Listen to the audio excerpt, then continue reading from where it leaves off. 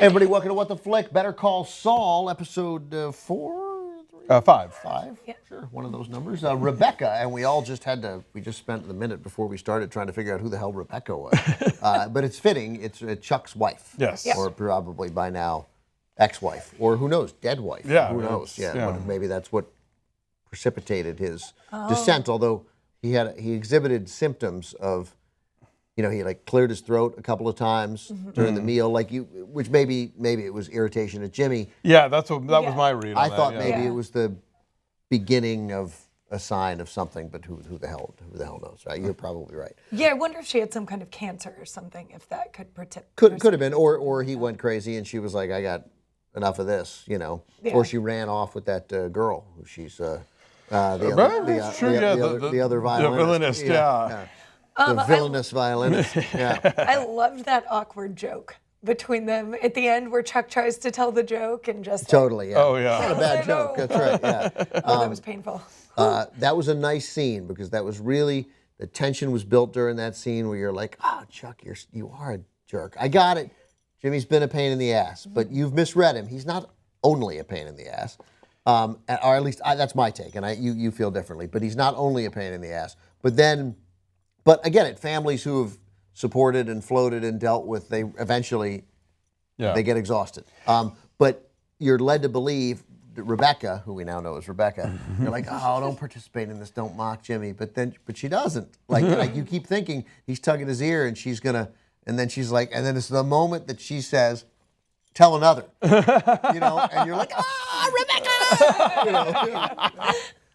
I go back and forth with those two, and I think that's one of the things I love about this show is that sometimes I'm like, oh God, you're right, Jimmy. Chuck needs to give you more of a chance, and he's such a stick in the mud, blah blah. And then sometimes you think, oh God, Chuck, you're a saint for putting up with all this crap, And I'm sure it has to do with our psychologies too. I mean, like and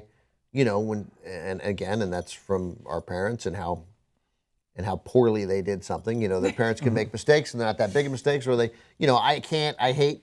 I am, you give me a rule, look, I don't hurt people, right? But you give me a rule and I want to break it, right? Yeah. I want to, and so I'm sympathetic to Jimmy. And so when the second year associate is there, I'm like, oh, I mean, him sneaking out the back way, I'm totally. I'm on that I don't care side. if you wait 2 hours, don't care. I love that something about her is so annoying. They picked everything lined up, and it was such a good cast. Because she could have tilted into caricature very easily, but she's just dead in the No, sweet she spot believes it. She's earnest. Her name is Jessie Ennis. She's she's killing it. A couple other things Yeah, she's too. killing She's it. great. Yeah. She's great, and the grabbing the little TY toy. Oh God! And and then the yearning that the clerk is like looking for the toy, like oh, I need it. And then she moves his appointment back by a week and just looks at the girl like, because of that. Yeah, right. Yeah. Take that. Yeah. Those were such. Who would that a show could turn and build tension with a case we don't know about, trying to get a court date. And we care deeply, and then when they go Thursday the 14th next month, you're like, oh no, we can't wait till next month. And late in the day, Right, you're like, and then you're like, wait, why He'll be can't? drunk by I then. don't even know what they're talking about. What do we care, right? But they build it.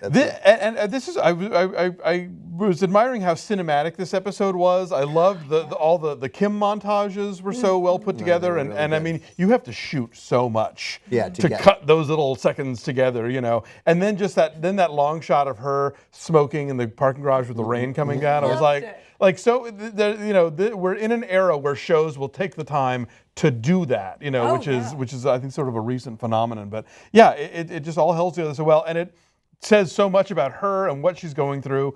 Why do we think that Howard isn't willing to let her off the hook after she lands a giant account?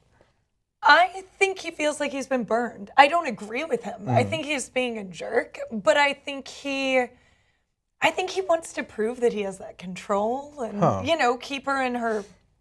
She went out and right away she did something really great, and I think he's just saying no, it's not that easy. That's not enough. Not getting back in. Yeah. It was a powerful scene there, because congratulations, right back at you. Well, client list. He's like, I'm gonna have whatever. I'm gonna have Debbie looking at that. You got a lot on your plate down in the doc for you. It was really And she stands there and she's like, she's not going to show it. She's not going to reveal it. I mean, she's so great. What a great what a greatly written character. And she performs it so well that you're so on her side. When she finally gets that thing in the garage. And she, because that scene's it's from a distance and she's going to say yes, right?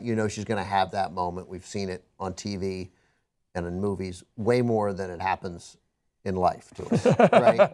We've all experienced it like twice, right? You can get 3 in a life. You don't get a ton of those, but you remember when you do. We get them a lot on TV, so they don't always feel, they feel cliched. And this was really, really well done, probably because it was shot with so much space that we didn't. Yeah, she's next to the air conditioning unit. Right. Yeah, that's right. It puts it in perspective, right? And again, thanks to those great montages, we know that she's like just so many cold calls to get to that point. Like she's super earned it. And she has that great sort of feminist speech to Jimmy too, like like, you don't save me, I save me. Right. Oh, and without being like and she's not, and you're allowed to preach about it, but that's not who she would be. She's not, I'm not trying to teach you a lesson. I'm telling you that I busted my ass through law school. I got here. This job matters to me. It defines me to a large extent.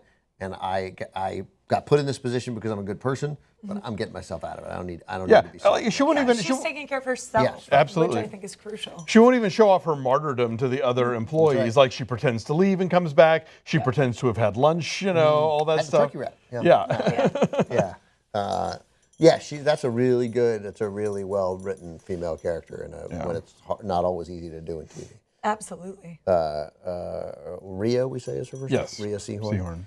She's phenomenal. Yeah, and so everybody's cast so well, man. They just get everything right.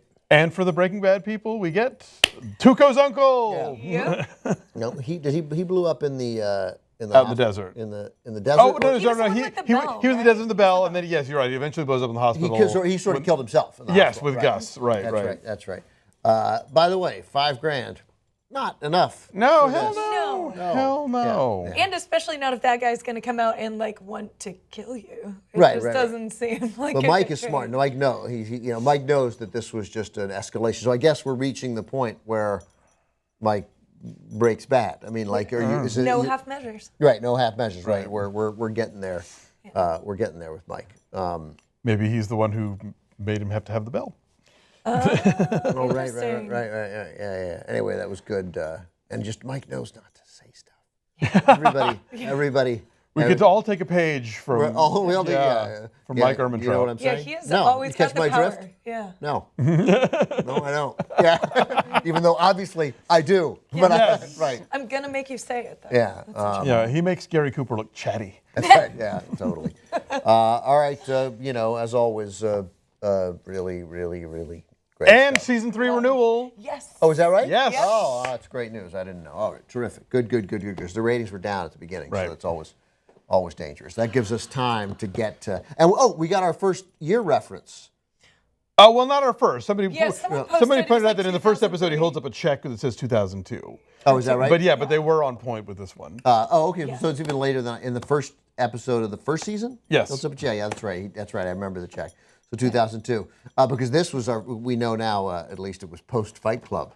Oh, that's true. Well, that was 99. Yeah. There it is. All right, guys. Back next week. Thanks for watching.